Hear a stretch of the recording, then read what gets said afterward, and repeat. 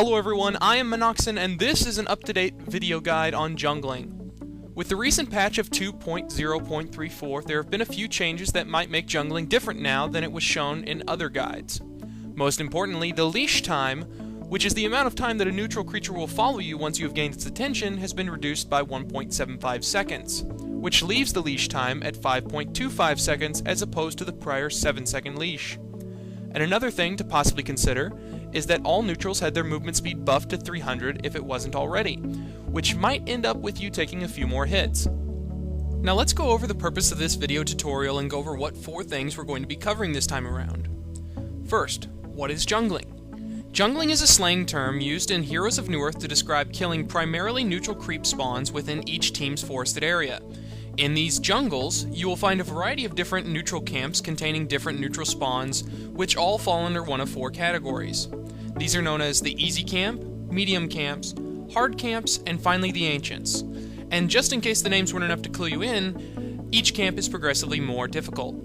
There are tons of different neutrals which can be in each of these camps, and since I'm trying to keep this guide as short as possible, I'll simply suggest that you go and visit a site with the names, portraits, abilities, and stats for each neutral that you may encounter, since they can drastically impact your jungling ability. Oh, crap. Well, now that you have a good understanding of what jungling is, I think you're ready to learn about when to jungle. Choosing a jungling hero can have a major impact on the outcome of a game in both a positive way, such as increasing team gold and providing multiple solos, and possibly in a negative way, such as leaving a lane weakened and prone to gank. Be sure that when your team is selecting its heroes, that your teammates understand that you're going to be jungling, so that the appropriate heroes can be chosen to occupy the lanes. There are so many different ways to pick your team around a jungling hero, but primarily focus on making sure each lane has a hero, usually a carry or semi-carry, that can handle the lane when left alone for some time.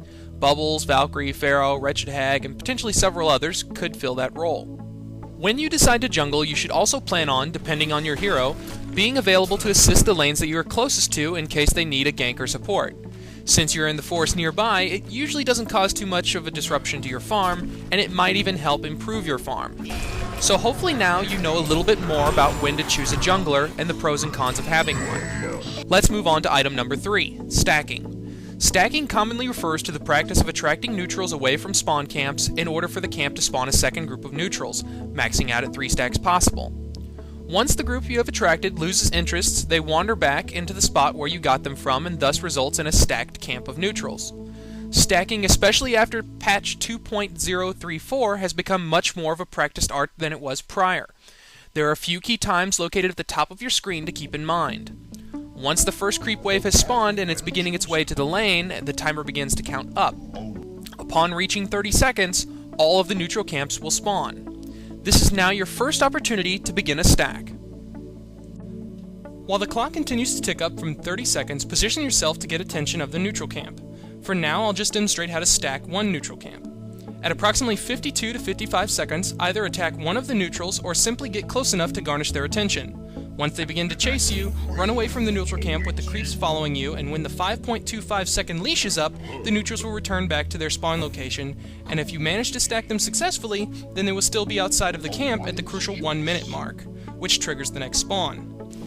If you performed all of this correctly and the units didn't spawn a second group, then it is possible that the camp has been blocked, which I mentioned earlier. Blocking a neutral camp for the enemy is a common practice which prevents pulling, we'll go over that later, and helps to keep the jungler from earning as much gold. These are the neutral camps that are typically blocked early on in the game. In order to block a spawn, they will need to have done a few things. Either someone was standing close enough to the camp to prevent the neutrals from respawning, a ward was placed, or something died in the camp and is not allowing it to spawn until the corpse is decayed.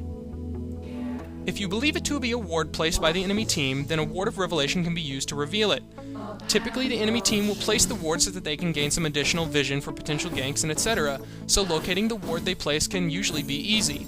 When placing your ward of revelation, be sure to place it a safe distance from the neutral camp so that you can reveal and destroy the enemy ward, but you don't accidentally block off the pull yourself.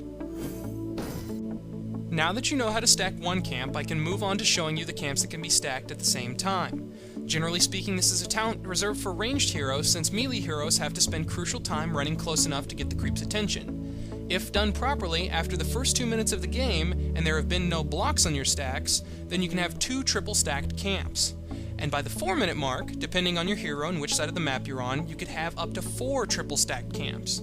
And while there are really only a few heroes that can utilize that many stacked camps, if your team has a good Legionnaire, he will certainly appreciate your efforts. Okay, now we've touched on stacking and some on creep blocking, let's move on to our final topic, pulling. Pulling is referring to the action of taking a neutral camp towards the lane and drawing the lane creeps to attack them. This process is used to maintain lane control by denying your enemies experience and gold from your lane creeps, allowing your teammate in the lane to garnish solo experience safely at the tower while you're gone, and granting some possible bonus in gold and experience to yourself. Pulling can be done at 2 different clock timings, 17 to 18 seconds and 46 to 47 seconds. It is typically frowned upon to pull a non-stacked neutral camp to the lane due to the fact that the neutrals will likely be killed too quickly and the majority of your lane creeps will survive and then push the lane while not really denying enemies experience and gold.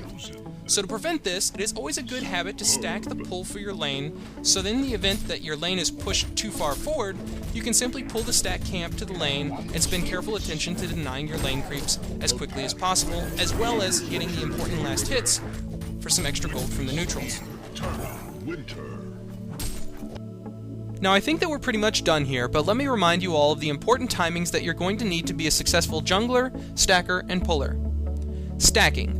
Stacking, as mentioned earlier, is done at the 52 to 55 second timing, and only when stacking one camp it can be advantageous to stick to the 53 to 54 second, just for the safety. One important difference is the easy neutrals. These creeps are very quick to return home, and pulling them around the 54 to 56 second mark might be your best bet as to achieving a stacked easy camp for a level 1 Legionnaire. One time related to stacking that I didn't mention earlier is the 37 second mark. This mark is very important to remember. If you kill any creeps, neutral or otherwise, while in a neutral camp after the 37 second mark, then the camp will not spawn a second or third group. It takes at least 23 seconds for creep bodies to decay from a location, and that is why you must always stop killing creeps within a camp at the 37 second mark, or draw them out of the camp to kill them, if you want to stack the camp at the next 1 minute mark. Your pull times are at the 17 to 18 second mark, and the 46 to 47 second mark. Remember that your lane creeps need continuous vision of the neutrals in order to chase them, so do your best to provide that. And that is the end of my tutorial. I hope that you have enjoyed this production, and if you did, then be sure to like, favorite, and subscribe for future commentaries and tutorials. Oh, and as a special challenge, I want you guys to practice jungling and tell me if you can beat my 20-minute Parasite with a level 3 puzzle box, and 20-minute Legionnaire with Ghost Marchers, Black Helm, and Portal Key. If you guys are interested in me providing a tutorial for these 2 heroes, then be sure to leave a comment in the area provided below. Thanks guys, and I'll catch you next time.